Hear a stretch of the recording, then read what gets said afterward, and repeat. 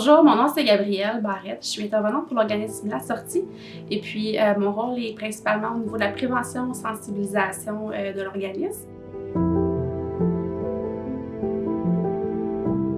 La Sortie, c'est un organisme qui vient en aide aux femmes qui ont vécu l'exploitation sexuelle ou qui désirent tout simplement une alternative à l'industrie du sexe. Donc, si elles sont dans ce milieu-là de la prostitution ou escorte ou quoi que ce soit, et puis elles cherchent vraiment à s'en sortir, à trouver une nouvelle avenue, on est là pour elles, à les accompagner là, vers selon ce qu'elles désirent comme pour leur vie. Là.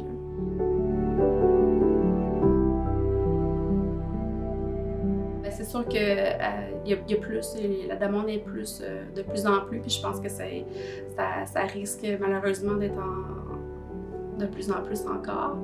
Et puis, de plus que nous, on est connus aussi, c'est sûr qu'on va avoir plus d'appels, de demandes. Mais c'est quand même, il n'y a pas beaucoup de ressources qui sont vraiment dédiées à l'exploitation sexuelle au Québec. Donc, puis le besoin est criant, là.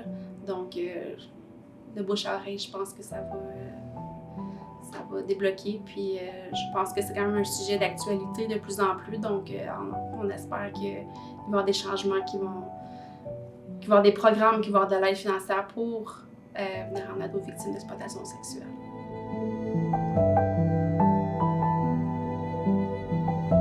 Ça se divise toujours en deux camps, abolitionnistes ou pro-travail du sexe. Donc, c'est dur de trouver un juste milieu puis d'être là pour tendre la main aux filles parce qu'il y a des gens qui ont besoin d'aide.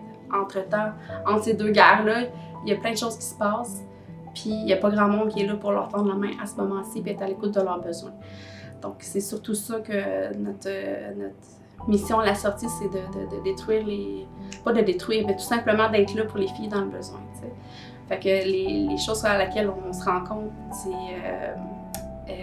les gens vont s'arrêter, OK, mais toi, t'es dans quel camp? T'es-tu abolitionniste? T'es-tu pro-travail du sexe? Mais c'est pas là la question qu'on veut. On veut pas dépasser notre énergie à se débattre pour ça. On veut vraiment juste... On est une petite équipe, on veut vraiment être là pour les filles qui ont besoin. Puis les accompagner à chaque étape où elles sont rendues. Là. Que ce soit un retour sur le marché du travail, un retour aux études, trouver un logement. Je pense que les gens qui entrent dans ce milieu-là, c'est un choix que oui, il peut avoir été fait dans un moment de leur vie que oui, ils ont embarqué dans ça volontairement, mais est-ce que c'est vraiment éclairé? Est-ce que c'est vraiment... est-ce qu'on sont conscients de tout ce que ça implique? Dépendamment des besoins, les situations dans lesquelles elles sont présentement, 9 femmes sur 10 désirent quitter l'industrie du sexe.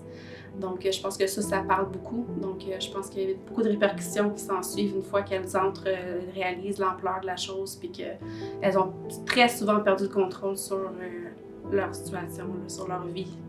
Ouais.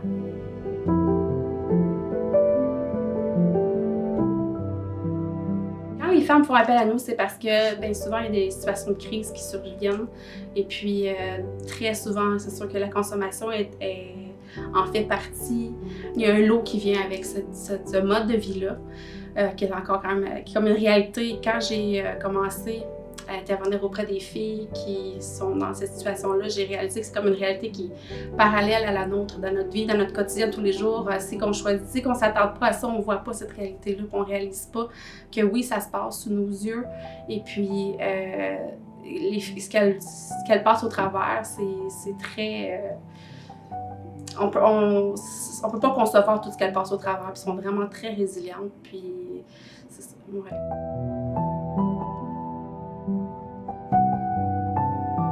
Il faut demeurer flexible en tout temps parce qu'il y a cette ambivalence-là constante qui est comparable, on peut dire, au cycle de violence conjugale. Donc, ça prend plusieurs... avant qu'une femme s'en sorte dans une relation qui est malsaine, ça peut prendre jusqu'à 7 fois avant que ce soit la bonne fois, mais au niveau de l'exploitation sexuelle, une fois que cette dame-là prend la décision de vouloir s'en sortir, c'est ce qu'elle désire vraiment, il y a tout de même ce niveau d'ambivalence-là qui demeure. Puis parce que c'est ce qu'elle a connu, veut pas, il y a quand même des gains rapides dans la prostitution, au niveau de... quand c'est tout ce qu'elles ont connu, c'est difficile d'aller ailleurs, puis de retrouver c'est quoi leur désir, leur capacité, leur talent, leur désir, parce qu'ils se sont tellement fait dire quoi faire. Donc, elles arrivent, puis OK, qu'est-ce que moi je veux? Des fois, ça peut être déstabilisant, puis je vais retourner dans mes vieux patterns. C'est trop de... c'est ça, hors de leur zone de confort. Donc, en tant qu'intervenant, je pense que c'est important d'être flexible, puis de leur tendre la main, d'être là pour elles. Puis on offre aussi l'accompagnement. Si les filles retournent dans l'industrie, on va être là pareil, c'est qu'elles veulent avoir de nos services. On va quand même leur envoyer des petits coucous et dire on est là pour toi. Puis je pense que c'est ce qui fait la différence aussi, c'est qu'on demeure. On y va à leur rythme, bien sûr, on ne va pas s'imposer dans leur vie, mais elles savent que fait que des fois ça va prendre plus qu'une fois.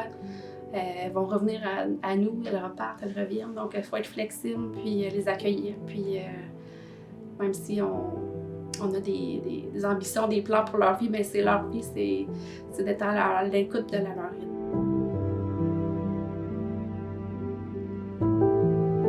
Comme partout ailleurs, à plusieurs niveaux, c'est la crise du logement et c'est une réalité qui cause beaucoup de dommages collatéraux qu'on ne s'en rend pas nécessairement compte. C'est très, très, très commun de voir des femmes qui vont donner des services sexuels à leurs propriétaires en échange d'avoir un toit. Donc ça, c'est une réalité qu'on voit en région, qu'on voit en ville aussi. Mais c'est une autre forme d'exploitation sexuelle qui est très réelle et qui est très commune.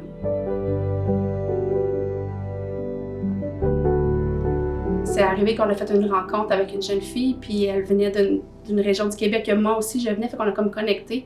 Puis elle était assez jeune, dans la trentaine, donc elle avait un enfant qu'elle voyait pas souvent parce que lui il était encore en région, puis elle était rendue à Montréal. Et puis donc cette jeune femme-là, elle était dans la consommation, elle était sans abri, elle faisait des clients pour soutenir à ses besoins de drogue. Mais tu sais, elle était très lucide, puis tu voyais qu'elle était pas bien, mais comme elle voyait pas d'issue. Puis c'était très touchant de jaser avec elle. On a passé plus d'une heure avec elle ce soir-là. Puis tu sais, quand on retournait semaine après semaine, on avait toujours hâte de la revoir, mais tu sais, c'est ça. Puis on a appris dans le fond qu'elle était décédée parce qu'elle avait des problèmes de santé, mais quand tu as des problèmes de santé dans la rue, tu passes inaperçu, tu n'as pas les soins que tu as besoin. Puis souvent, donc c'est ça, fait que cette jeune femme-là est décédée. Puis moi, en tant qu'intervenante, on travaille toujours avec une père aidante qui, elle, a vécu l'itinérance, a vécu la prostitution, puis elle nous accompagne dans les rues. Et puis pour elle, c'était comme, elle trouvait ça triste, mais pour elle, c'était comme une réalité qu'elle, elle s'attendait toujours à perdre ses amis, ses copines. C'est ça qui arrive, on ne sait pas si on va les revoir. Puis moi, j'étais comme, oh mon Dieu, je peux pas croire que, puis c'est ça, puis c'est de voir que ça fait partie de leur réalité. Puis souvent, elles en sont conscientes même que leur vie est en jeu là, à chaque jour, mais le besoin de consommer est plus fort, puis c'est vraiment, vraiment très malheureux.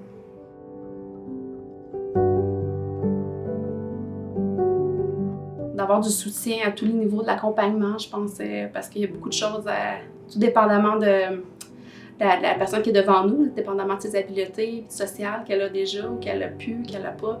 Donc, c'est ça, c'est de l'accompagnement individuel, mais aussi du logement qui est adapté pour ces besoins-là